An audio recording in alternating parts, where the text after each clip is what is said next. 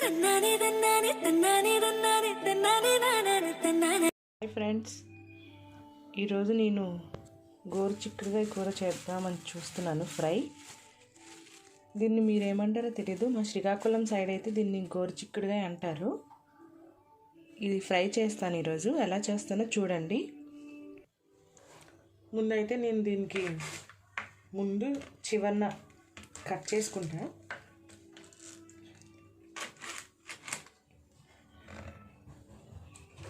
ఇలా కట్ చేసుకున్నాక దీన్ని చిన్నగా కట్ చేసుకుంటాను, ఎందుకంటే త్వరగా ఫ్రై అయిపోతాయి.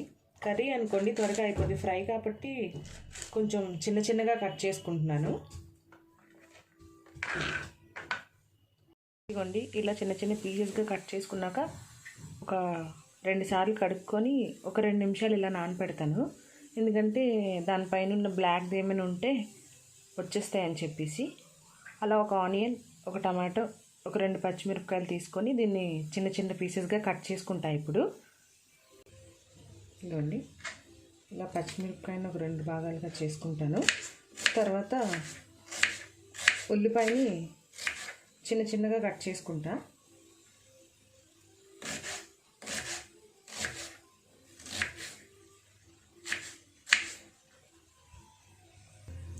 ఇప్పుడు సేమ్ టమాటాని కూడా ఉల్లిపాయని ఎలా కట్ చేసుకున్నానో అలానే కట్ చేసుకుంటా. వెల్లుల్లిపాయని కూడా ఇలా తొక్కలు తీసుకొని దీన్ని ఒక 4 ముక్కల్లా చేసుకుంటాను. ఆయిల్ కొంచెం హీట్ అయ్యాక కొంచెం పచ్చిశనగపప్పు, కొంచెం జీలకర్ర, కొంచెం ఆవాలు వేసుకున్నాక ఇందులోనే పచ్చిమిర్చి, వెల్లుల్లిపాయలు ముందుగా కట్ చేసి పెట్టుకున్నాం కదా, అవి వేసుకోవాలి.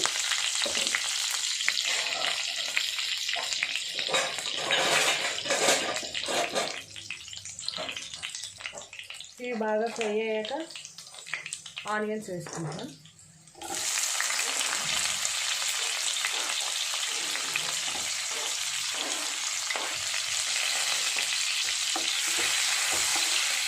ఇవి కూడా బాగా ఫ్రై అయ్యాక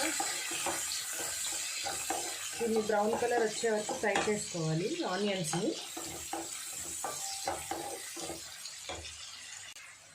ఆనియన్స్ ఫ్రై అయ్యాక ఒక టమాటో వేసుకుంటున్నాను.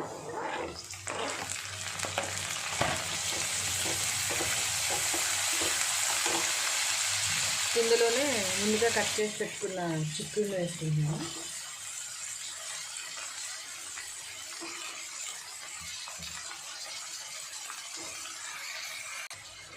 ఇందులోనే కొంచెం సాల్ట్ వేసుకొని దాన్ని కలుపుకొని బాగా మగ్గనివ్వాలి.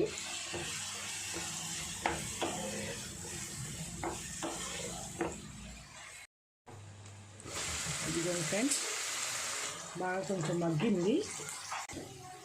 ఇప్పుడు ఇందులోకి కొంచెం కారం, ధనియాల పొడి, కొంచెం పసుపు వేసుకొని బాగా కలుపుకోవాలి. దీన్ని ఒక 5 నిమిషాల్లాగా ఇంకా కొంచెం మూత పెట్టి మగ్గనిచ్చాక ఇంకా అయిపోయినట్టని.